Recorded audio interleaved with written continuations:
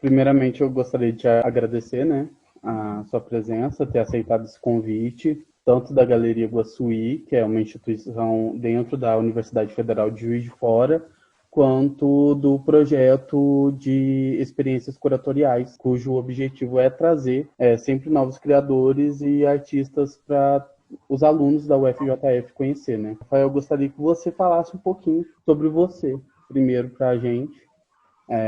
Eu conheço um pouco da sua história, mas o pessoal pode ser que ainda não tenha essa familiaridade com o seu nome. Bom, vou. Que primeiro quero agradecer, quem agradece sou eu pela oportunidade de falar com a galera. Eu sou o Silvério, tenho 29 anos, sou formado pela Faculdade de Santa Marcelina, me formei em 2013, sou pós-graduado em Negócios Internacionais e Comércio Exterior. Hoje eu atuo dentro da Silvério Brand, que é uma marca que é residente da Casa de Criadores desde 2019. Também atuo como membro da Célula Preta, que foi um movimento que nasceu pós esses movimentos civis negros começam nos Estados Unidos e afetam o Brasil. Então a gente se reúne, eu sou membro lá com mais 7 marcas. Poxa, falar sobre meu trabalho, eu acho que transpassa muito sobre a minha história. Assim, eu sou neto de 2 costureiras, então eu cresci brincando no pé da máquina, assim, já tinha essa familiaridade. Mais jovem, né, um pouco mais velho, assim, na fase de adolescente, eu comecei a me interessar por música americana, norte-americana, então fiz piano, fiz canto lírico, e aí quando fui para escolher uma profissão para a faculdade, eu voltei um pouco à infância, assim, porque eu sempre desenhei em fundo de gaveta, em todos os lugares pela casa eu desenhava. E aí comecei essa história com moda, fui fazer um curso de desenho técnico, na verdade. Esse desenho técnico era desenho técnico de croquis na época, fiz pelo Senac. E aí foi a minha primeira experiência com o mundo da moda. E aí depois comecei a fazer faculdade, fiz Santa Marcelina, como eu disse para vocês. E quando eu saí da Santa, eu não encontrei opções para o mercado de trabalho, assim, o mercado não me absorveu. E a Silvério foi um lugar onde eu comecei a experimentar as coisas com o meu próprio olhar, assim. Então eu falo que a maior aprendizagem que eu tive dentro da faculdade foi desaprender o que ela me disse, que era o correto, assim. Então a gente aprende para desaprender e aprender de novo. Esse tipo de coisa é muito importante que as pessoas tenham ciência de como a gente é necessário desaprender algumas coisas. Porque quando você chega diante de uma diversidade, ela, ela faz com que você tenha um outro tipo de resiliência, sabe? Então, basicamente, é isso. Eu vi tipo, desde 2019, na Casa de Criadores, né?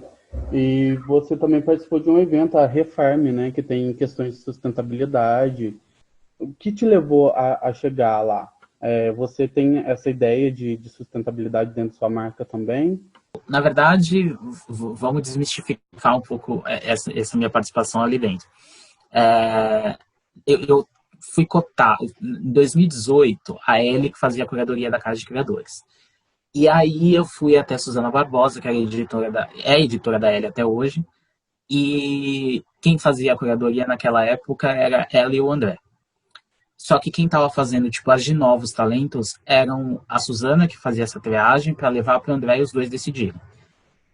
Na época eu fiz uma entrevista com a Suzana, com o Luigi Torres, que também trabalha na L, e fiz com a Suzana e fui aprovado. Então, teoricamente, estava dentro do evento.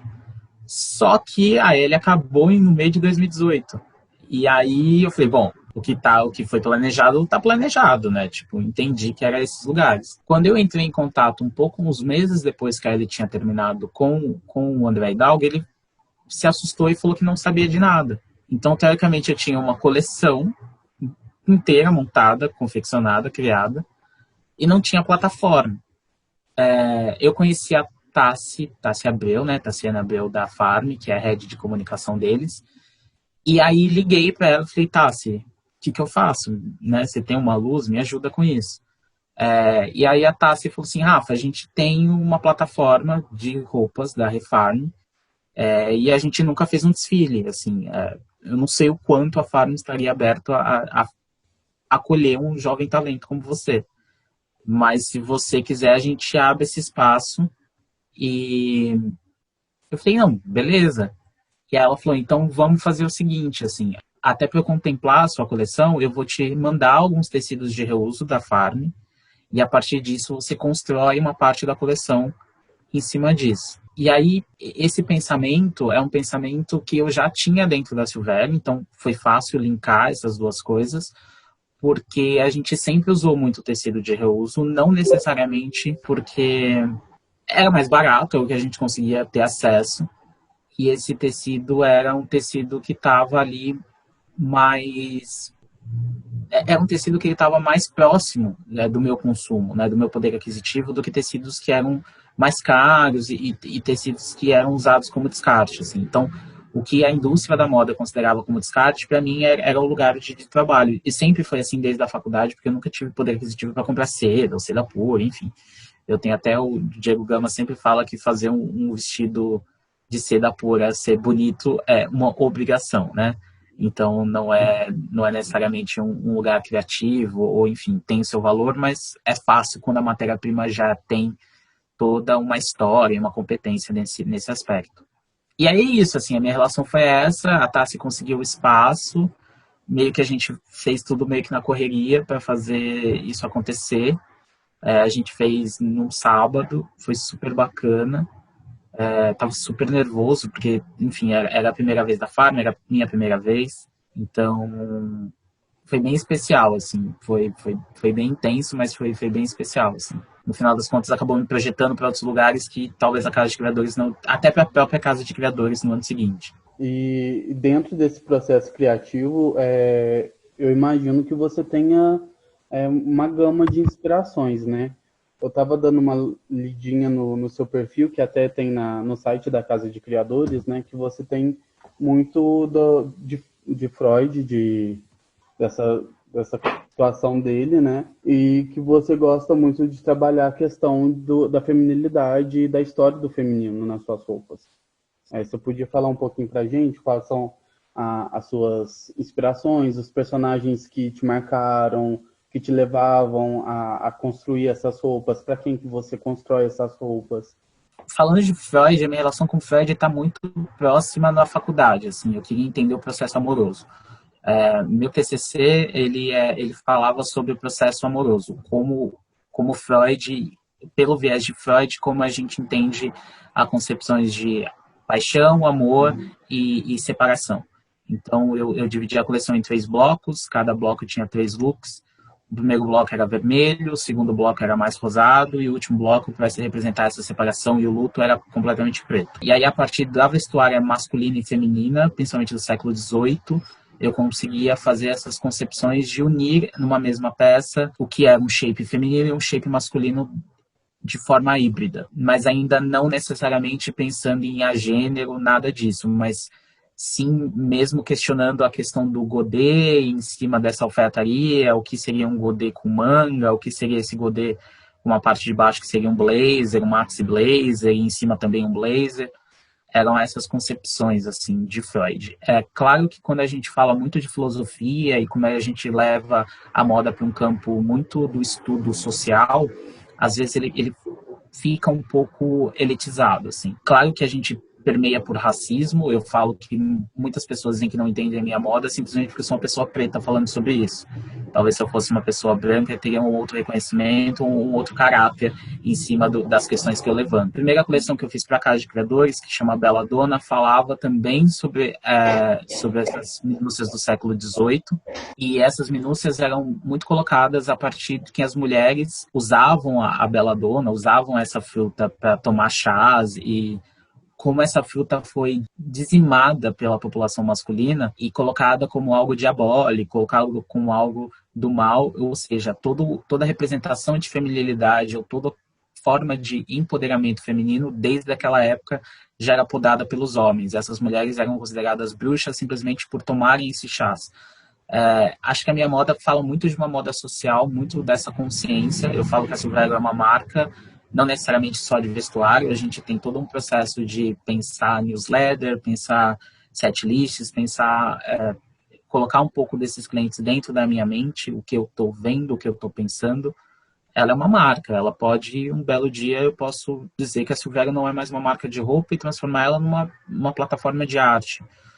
Eu vejo o meu trabalho como uma plataforma, não necessariamente só ligado a vestuário ou comércio. Então, eu não tenho personagens específicos, assim, eu tenho vontades de aprender sobre. Eu elejo alguma coisa que eu quero aprender e aí, a partir desse estudo, eu concibo uma coleção.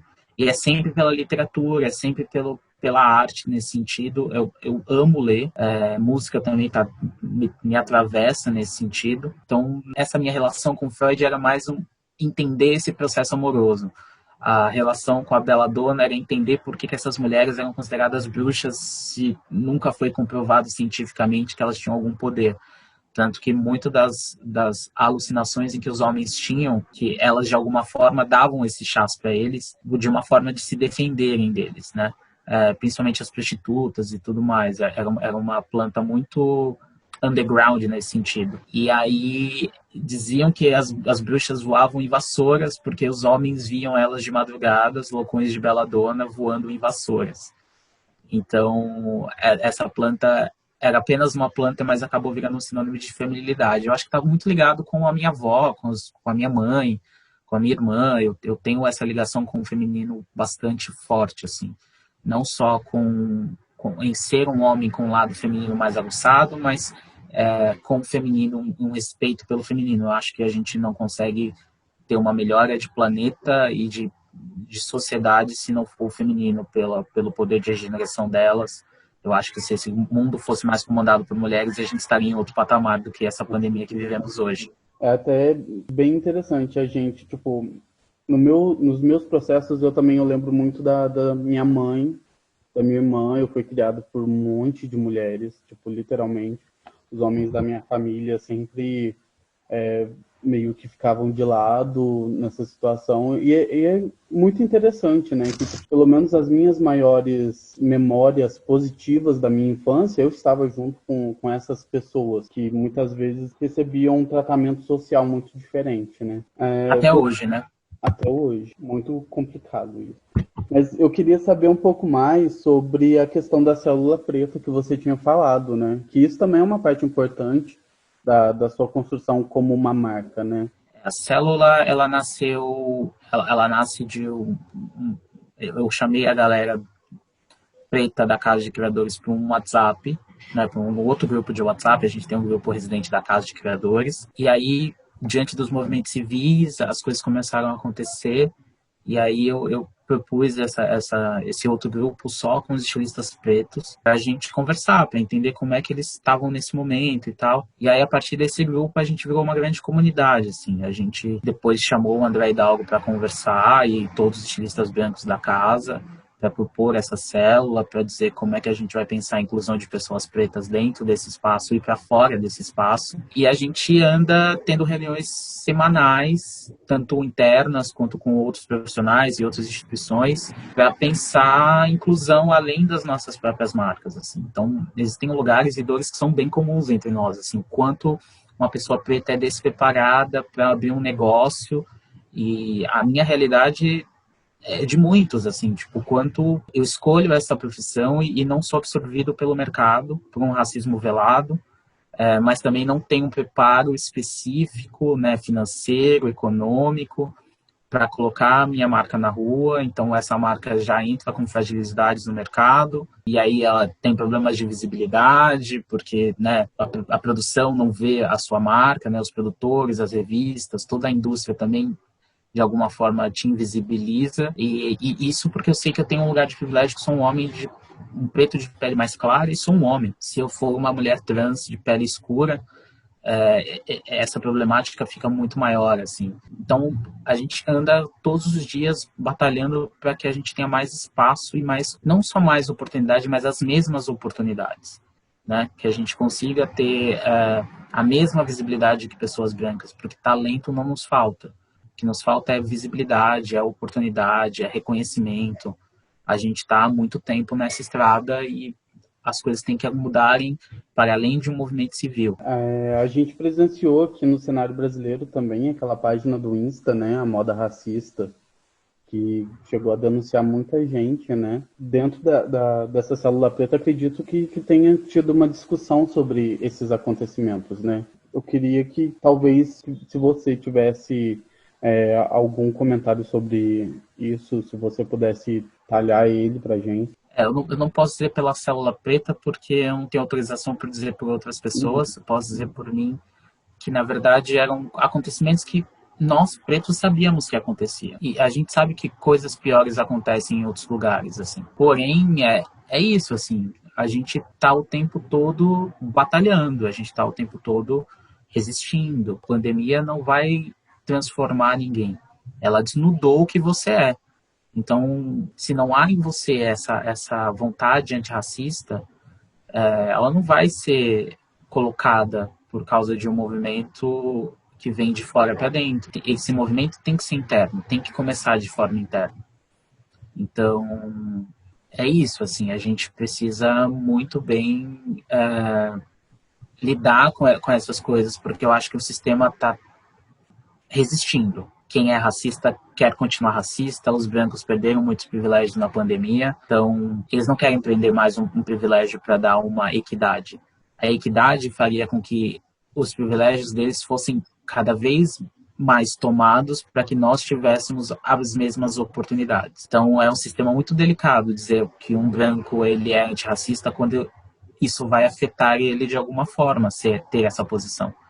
Quando eu digo afetar de alguma forma, é que ele vai ter perca financeira, ele vai ter perca de seguidores, isso vai de alguma forma afetá-lo. Esse sistema racista brasileiro é muito sofisticado. Sobre as denúncias em si, eu quero muito acreditar que as coisas vão mudar, só que eu ando um pouco receoso e espero as coisas se desengringolarem para realmente acreditar que essa mudança é feita além de um pedido de desculpas na Veja. Complicado, né? Além do racismo, acredito também da homofobia. Né, essa inserção no mercado, para você, ela foi complicada de outras maneiras? Você acredita que teve outras pedras que você pode indicar? Eu acho que a gente vive um ciclo de moda que ele é homofóbico, misógino, machista, mas não é só o ciclo de moda, a gente vive um planeta que é isso. A moda simplesmente reflete o que esse planeta é.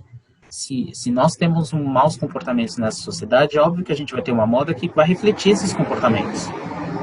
Então eu acho que o problema não está na moda em si, mas ele está na sociedade. Desde criança, o que me agrediu muito forte foi a homofobia, né? A LGBTQI-fobia, né? Mas isso foi o extremo, foi o mais violento.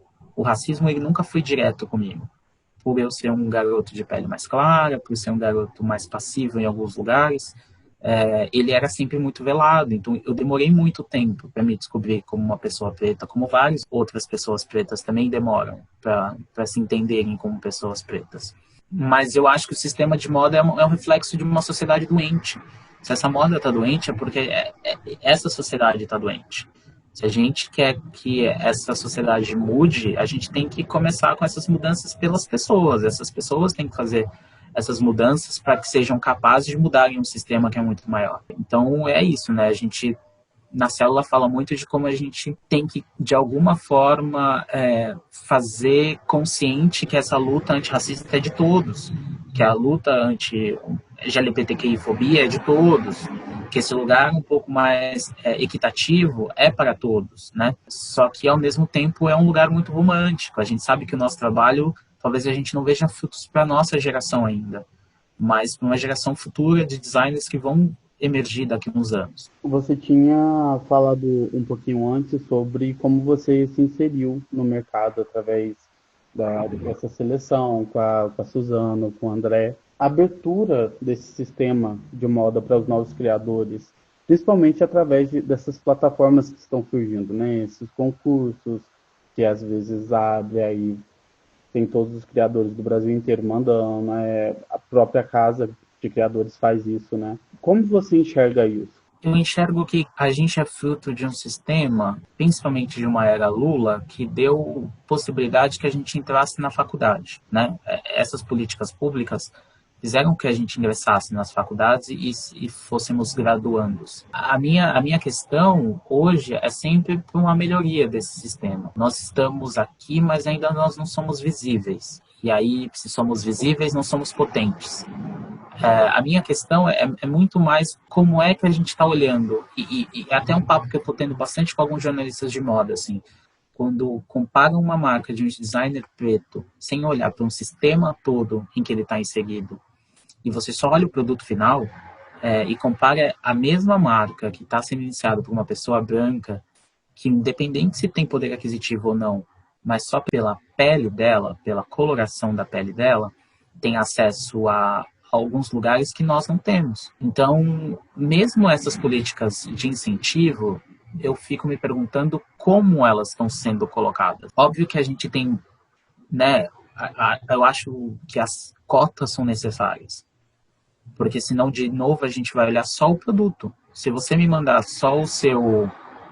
não souber quem você é, e se você só me mandar o que você conseguiu produzir, como é que eu vou julgar o seu trabalho? Só com o que você está produzindo? Mas eu não sei se você teve as mesmas oportunidades, as mesmas... A gente fala de meritocracia sem dar as mesmas oportunidades.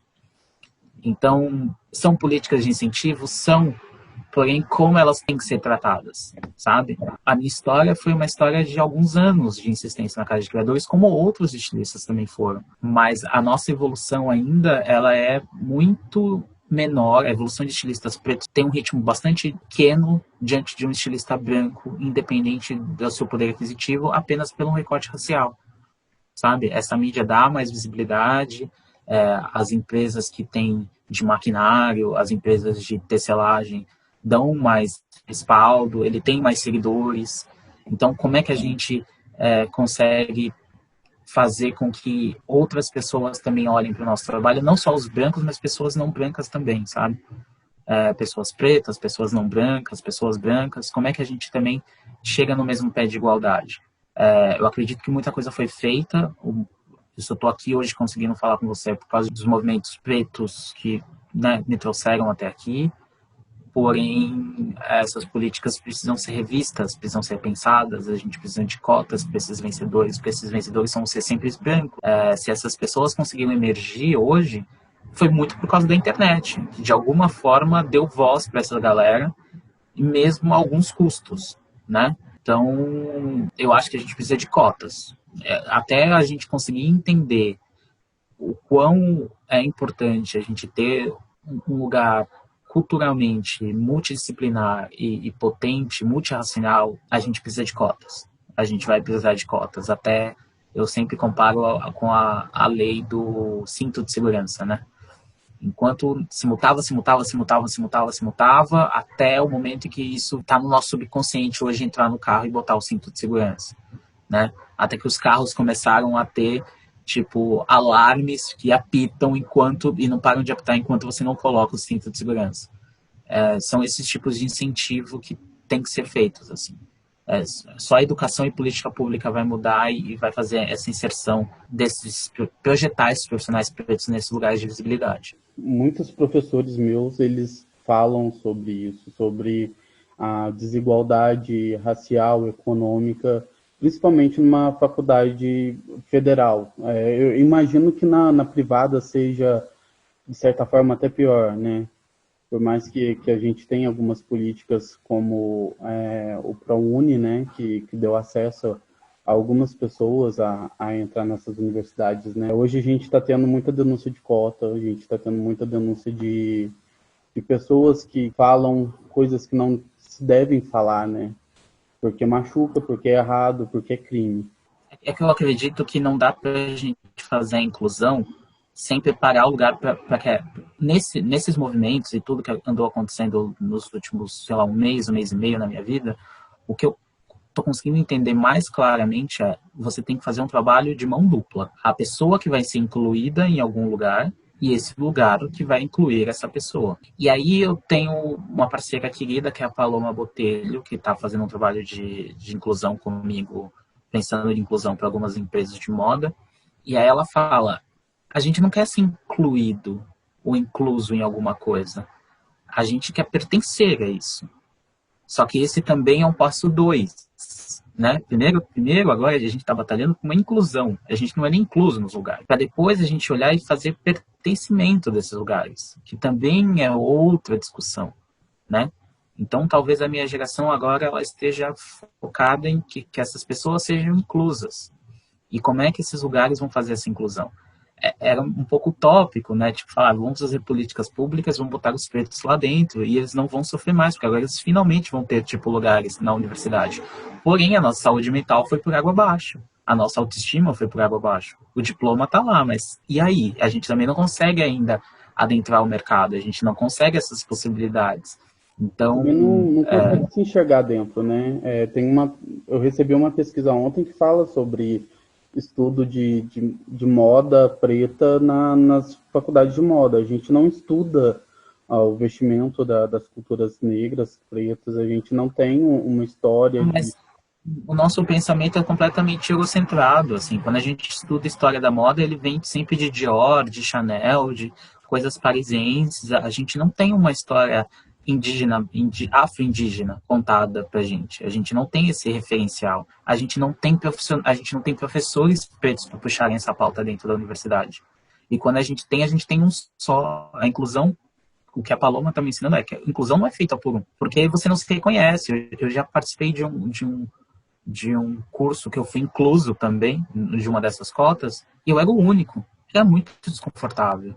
Era um grupo de 13 meninas brancas que eram designers, todas com vivências fora internacionais, e que eu não queria ir, assim, sabe? Eu fui forçado a ir para, sabe, terminar o que eu tinha que fazer, mas eu não queria estar ali, porque eu não me reconhecia ali, entende? Então, o que a gente pensa agora é isso, assim, inclusão não pode ser feita por um, essa cota não pode ser por um, essa cota não pode ser só nos serviços essenciais, ela tem que estar em lugar de decisão, ela tem que estar na liderança de projetos, ela tem que estar dentro da liderança de instituições educacionais. Então, a gente quer olhar para uma pluralidade e ter números equitativos, assim. A gente tem 50% de branco, a gente tem mais 50% de pretos. É esse número que a gente quer chegar, é nessa potencialidade que a gente acredita. Porém, tem muita coisa para ser desbravada. Né? A gente é a primeira geração que está dizendo, olha, as cotas realmente proporcionaram a gente vir até aqui, mas elas têm que ser repensadas. Vocês têm que fazer um trabalho de racionalidade dentro dessas universidades.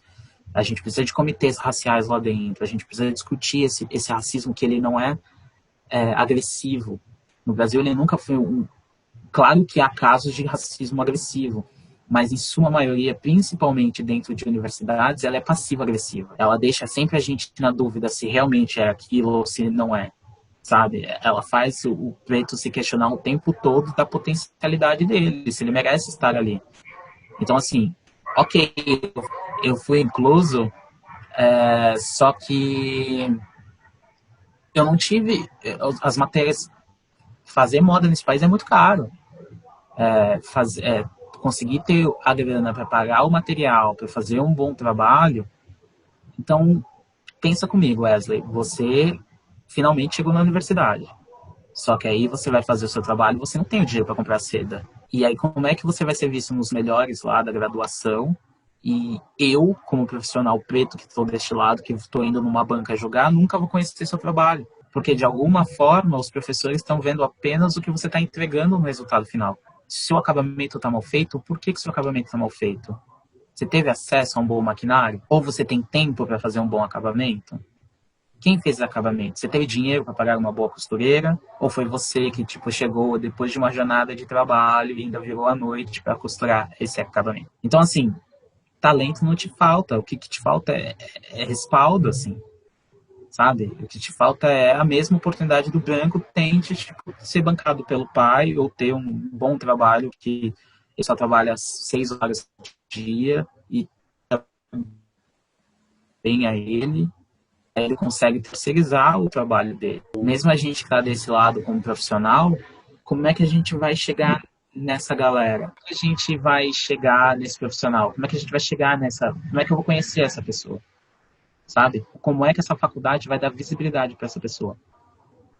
Não só visibilidade, né? A faculdade ela é um âmbito que ela deveria proporcionar igualmente para todos os estudantes, uma Mas experiência completa, né? a faculdade em si, principalmente a faculdade de moda em si, ela criava uma competitividade de uns anos atrás que era ridículo. Então, assim, você não podia compartilhar a sua modelagem, você não podia ajudar o seu amiguinho, você não podia mostrar a sua ideia porque você ia ser roubado. Era essa a mentalidade da faculdade de moda. Ela era um ambiente nocivo para qualquer profissional. Se você já chega cansado, às vezes você tem que, tipo, né, sair. Você geralmente não mora no centro da cidade, você mora num lugar periférico. A maioria dos pretos estão nas periferias. Você sai de um lugar, da sua periferia, para chegar no centro da cidade, você já chega cansado, certo? E aí você entra na faculdade, tem 6, 7 horas de aula, sai dessa faculdade, vai para uma rotina de trabalho, né, para uma jornada de trabalho. Sai às 10 da noite, chega em casa, come, você ainda tem que fazer o trabalho da faculdade num tecido, que é o tecido que você conseguiu comprar, na maquinário, que é a maquinário que às vezes é da avó, é da tia, é da vizinha. Como é que você vai e ao mesmo tempo a gente tem esse professor julgador, que é um professor geralmente branco, que vai olhar para a seda bem feita, bem cortada, com bom caimento, vai dar uma nota muito melhor para ela do que para esse menino preto, que ele jogou dentro da faculdade o tempo todo como sem talento. Então, assim, do que adianta esse diploma no final das contas? Como é que a gente realmente, tipo, otimiza isso, sabe? E esse processo todo é um processo silencioso que vai o tempo todo minando uma autoestima que a gente não tem como pessoa preta. Entende? Então, fica mais difícil você querer terminar, fica mais difícil você querer se superar. Se superar como, sabe? Você já está no seu limite. Você já está o tempo todo no seu limite. Você já está o tempo todo fazendo roupa com lençol. Porque, enfim, é o lençol que teoricamente é mais barato. E aí, quando você cria alguma coisa em cima disso, a gente tem um olhar também do professor de moda que diz que aquilo não tem valia, que aquilo não tem valor estético. Então, é um sistema todo que tem que começar a repensar as formas de avaliação, as formas de acompanhamento desse profissional. Não adianta só as políticas públicas, elas não vão, elas são parte da solução, porém elas precisam estar apoiadas em outros pilares para efetivamente saírem na frente, sabe? Sim. Dá até um peso, né? Não é fácil. A gente, nossa, tipo, real, eu fiquei. A gente fica pensando muito, né, em todas as questões, né? Tipo, lá na faculdade a gente tem coletivos um coletivo que chama Descolônia, que é um coletivo de estudantes pretos e professores pretos do Instituto de Artes. Eu não entendo muito como funciona, deveria, né? E eles se ajudam bastante, e eles sempre, em todas as reuniões que a gente tem contato com as falas deles, eles falam dessas problemáticas também, sobre ter essa jornada exaustiva, principalmente numa faculdade de artes, uma faculdade de moda, uma faculdade onde você precisa fazer, além do intelecto, a criação manual, né? E isso é bem complicado. Eu não sei como pular, sabe? Tipo, desse tópico para o próximo tópico, eu acho que, tipo, de certa forma, até desumano, sabe? Sei. Tô com você. Pelo que você quiser, a gente segue. Eu queria muito que você falasse sobre a sua moda autoral, né? E como que você enxerga essa moda autoral que está acontecendo. A gente está vendo em diversas plataformas o surgimento de uma nova moda autoral brasileira, né? Que ela não se assemelha mais tanto com esse movimento eurocentrizado, essa coisa europeia, branca, apesar de que muitos ainda vai nessa vibe, nessa continuidade de criação, mas a gente está vendo muito movimento queer, movimento negro, movimento feminista que está tomando as rédeas dessa moda autoral, e eu queria que você falasse um pouco sobre a sua moda autoral. Eu queria que você falasse um pouco sobre esse processo que você está enxergando agora de poder criar de uma maneira mais artística, não apenas engessada a esses moldes europeus. Eu acho que o que a gente pensa muito, que eu ando aprendendo muito com o pessoal da célula, é novos formatos de negócio. Então a gente já não pensa em grades, PMG para a gente me parece mais interessante. A gente pensa em peças únicas ou peças exclusivas, ou enfim, a gente ainda está pensando formas de como estruturar esses negócios assim. Na Silvério, pelo menos, a gente já esse ano eu já dei uma bela diminuída em produto. Eu quero ficar mais livre para fazer coisas mais artísticas em vestuário, mas eu descobri outras formas de ganhar dinheiro com a marca. Então, a parte de educação é uma frente da Silvério, a parte de conteúdo também é uma frente que monetiza na Silvério. A gente criou algumas estratégias para pensar outras formas de não ter necessariamente de vender o meu capital intelectual de moda de uma forma que fosse extinguir ele de alguma maneira, assim. Porque esse sistema em que você faz um desfile, faz uma grade, vende aquela coleção, enfim, a gente está cada vez mais repensando isso. Para que tanta roupa? Para que roupa é essa? Eu sou aficionado em cortes em viés, então consomem muito tecido, mas a gente também acredita que esse impacto de tecido faz com que você não dissolve essa peça, não de nenhuma forma faça o descarte da maneira irresponsável sobre ela. E o corte em viés, eu estava até conversando ontem com os meninos da célula, ele veio muito dessa minha preguiça de costurar. Ele veio tipo, como é que eu posso eliminar mais costuras e fazer a menos costura possível? Porque ele veio muito desse lugar também de tipo ter uma jornada de trabalho durante a faculdade insana. Então eu tinha que fazer menos costuras com melhor caimento. Então essa tecnologia veio dessa necessidade, entende? E eu acho que vem dessas necessidades. Voltando um pouco para o assunto, para não deixar a história tão desumana, eu acho que as tecnologias pretas que estão surgindo agora, elas são muito da necessidade.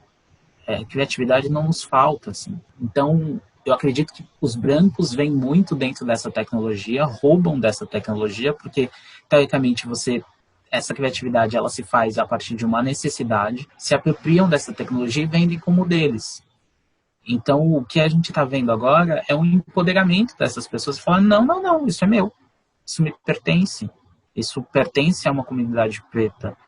Isso é uma busca pelo genuíno, assim, né? Todas essas novas marcas que estão conseguindo, de alguma forma, sobreviver no mercado, estão pensando sobre romper com essa forma capitalista de consumo. Então, quando eu faço uma peça de roupa, hoje em dia, eu já penso assim, será que a gente não pode, de alguma forma, disponibilizar o molde? E aí, a galera que colabora comigo fala, Ferro, mas se a gente disponibiliza o molde, a gente vai vender o quê? A gente vai vender o molde, sabe? Então, se eu faço uma impressão 3D de algum objeto para o desfile, será que a gente não pode disponibilizar? Mesmo para essa galera muito elitista ainda, que só tem que tem essa impressora 3D, mas para que eles imprimam em casa, sabe? Ou para alguém que está tentando modelar ou aprender a modelar, tem ali renderizado o meu design e em cima do meu design redesenhar alguma coisa. Todas essas são formas, além de criativas, possíveis de você monetizar, sabe? Então, além de ser bom para o ser humano, para o meio ambiente, ela é monetável. Então, na minha cabeça, é o melhor dos mundos, assim. Eu troco com alguém, eu sou pago pelo meu trabalho, essa pessoa tem o que ela quer, num preço justo. Eu não estou super valorizando o meu produto, nem subestimando a inteligência dessa pessoa, sabe? Será que eu quero mesmo vender roupa? Ou será que eu posso vender um molde e fazer com que essa pessoa, em cima do trabalho que eu criei, recrie o meu trabalho? E até aprimore o meu trabalho.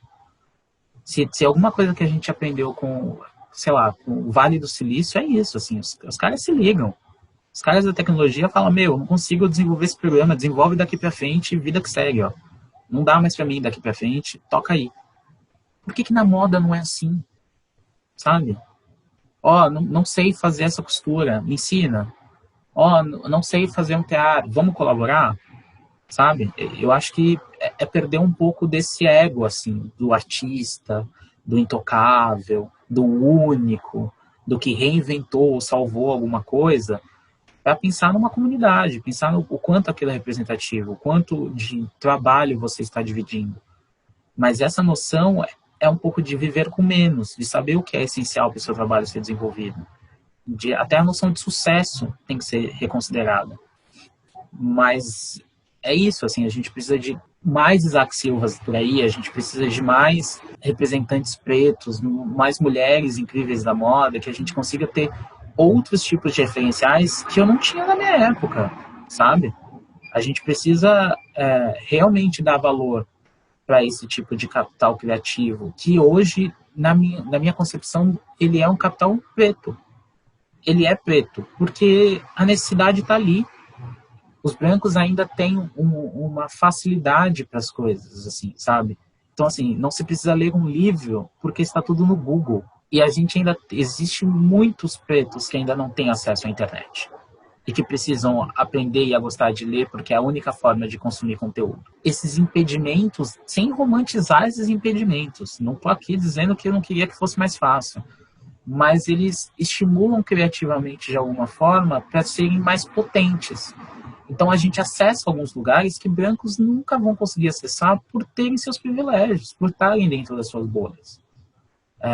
Essa moda criativa que a gente diz hoje está olhando de novo, resgatando a história afro-indígena, resgatando o que é a nossa história, sabe? Da onde é o nosso cerne, sabe? E parar de valorizar um produto chinês, parar de valorizar um produto, sabe? De alta costura, mas alta costura para quem? Alta de quê? Né? Por que ela é superior a uma costura? Uma costura é uma costura. Né? E quantas pessoas pretas são as que estão ali por trás fazendo esse trabalho e a gente é invisibilizado geralmente por uma marca branca com um nome branco, com uma modelo branca e um fotógrafo branco. É um pouco sobre isso, assim, é um momento importante, assim, e é foda, porque a gente só vai entender esse momento daqui 10, 15 anos. Talvez você consiga fazer essa pergunta daqui 10, 15 anos e eu tenha uma resposta um pouco mais objetiva e não tão... As minhas respostas nunca são tão lineares, assim, eu acho um pouco problemático, mas eu nunca consigo... Eu gosto sempre de responder a pergunta com uma indagação e deixar um espaço para reflexão, porque eu acho que é isso, assim, sem reflexão a gente não chega a lugar nenhum. E moda é humanas, né? Moda não é exatas para a gente ter uma resposta pã. Sei, Wesley, eu vejo muito de humana, mas também depois de um tempo eu comecei a ver muito de exatas, assim. Numa modelagem tem muito de exata, numa tabela de preço tem muito de exata, num marketing, quando a gente começa a usar algoritmo, tem muito de exata, né? Então, assim, eu acho que ela mistura bastante as coisas, assim. Na minha cabeça também, quando eu entrei na faculdade, humano, história da arte, mas mesmo a arte, ela é geometrizada, assim. Mesmo o orgânico está dentro do geométrico. Então, assim, não sei se é tão humano. E tudo no final é monetizado, né? Mas não precisava ser, assim. Se a gente pensa no afeto por trás de uma peça, no como, tipo, eu tenho relatos de clientes que vestem a minha saia lápis porque sabem que vão ter um grande negócio para ser fechado ou precisam se sentir seguras por causa da minha saia lápis. Essa relação com o produto, para mim, é muito mais importante do que o monetário. A gente faz pós-consumo, né? Tipo, a gente faz alguns serviços depois que a pessoa compra a peça que a gente não cobra. Tipo, o meu botão caiu. Rafa, me manda um outro botão? Não, eu vou te mandar a casinha, né, do botão, vou te mandar, tipo, o pezinho dele e te mando um pedaço de tecido e eu vou te ensinar numa videoconferência como é que você faz seu próprio botão, sabe? Isso é afetivo, isso é do meu WhatsApp, assim, isso a gente não publica isso, mas é nosso, assim, sabe? A newsletter é isso, a gente faz das tripas corações para poder fornecer um conteúdo reflexivo de um texto de 2, 3 páginas a cada 15 dias, de graça, porque eu quero que o cara da favela tenha a possibilidade de receber isso, assim, da forma possível, assim. E mesmo assim, a gente está pensando de novo se a gente não está sendo excludente, porque a gente começa a ver que não é todo mundo que tem acesso à internet. Então, como é que essa newsletter está chegando? né? Essa história de todo mundo, não é todo mundo. Não é todo mundo que faz isso, não é todo mundo que pode, não é todo mundo que vai, não é todo mundo... Esse generalismo que tem na moda, acho que tem que cair por terra, assim. Porque todo mundo agora quer o rosa, todo mundo quer o preto, que o laranja é o novo preto, o verde é o novo preto. É isso, né? A gente vende muito futuro na moda. Acho que a gente precisa começar a olhar para o presente, o que a gente está fazendo pelo agora. Olhar para o passado para tentar modificar o presente. Eu acho que depois disso tudo, para finalizar, eu só queria saber se você tem algum recado para esses novos criadores que provavelmente vão estar assistindo a gente. Resistam. Resistam, persistam, insistam. Sejam leais a vocês mesmos, sabe? Não se traiam, não se vendam, não se lubridiem, não se iludam. Estejam atentos, sejam honestos com vocês mesmos, sejam verdadeiros, questionem, sejam incisivos quando necessário, tenham o tempo de entendimento, perguntem o porquê várias vezes, até ficarem convencidos com a resposta e sentirem que não é a resposta, desistam dela, desistam de perguntar para aquela pessoa. Perguntem para um livro, perguntam para outros lugares, se conheçam, se namorem, se gostem, se cuidem. A gente precisa de pessoas sãs na moda. A gente precisa que esse mercado seja aberto para pessoas sãs, para ideias sãs, que seja mais colaborativo, né? Não se intimidem, sabe? Vão adiante. Tenham essa predisposição de irem além de si mesmos, assim. Não romantizem dor nenhuma. Se chegarem ao seu limite, descansem, mas não desistam. Eu acho que é isso. Muito obrigado. Imagina, Agradeço muito. Não sei se foi isso que você queria, mas enfim. Não, é isso. Arrasou muito. Eu achei que, coube perfeitamente em tudo que a gente conversou, tudo que a gente falou. Nosso cenário social, nosso cenário acadêmico. É isso aí.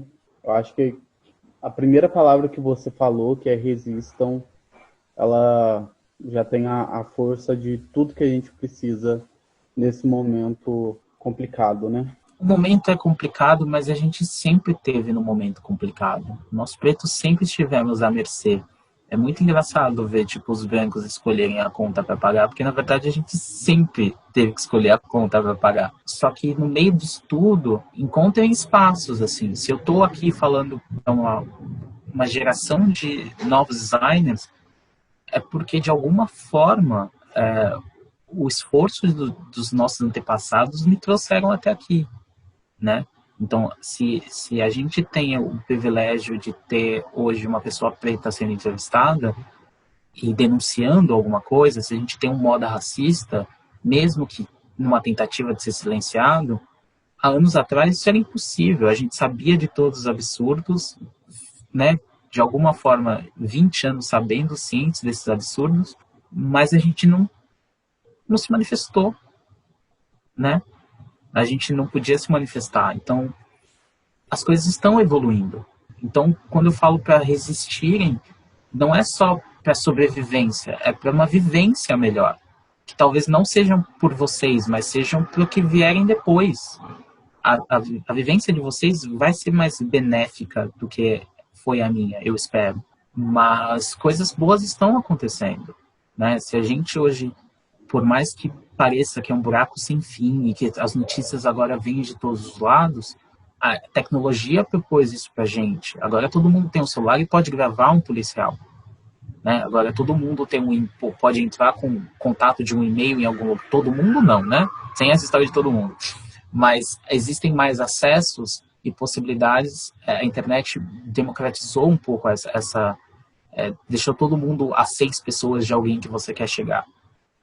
Então, é isso, assim, a gente está evoluindo. Antes dessas reportagens, as denúncias, as notícias, não eram colocadas à frente. Vocês não sabiam,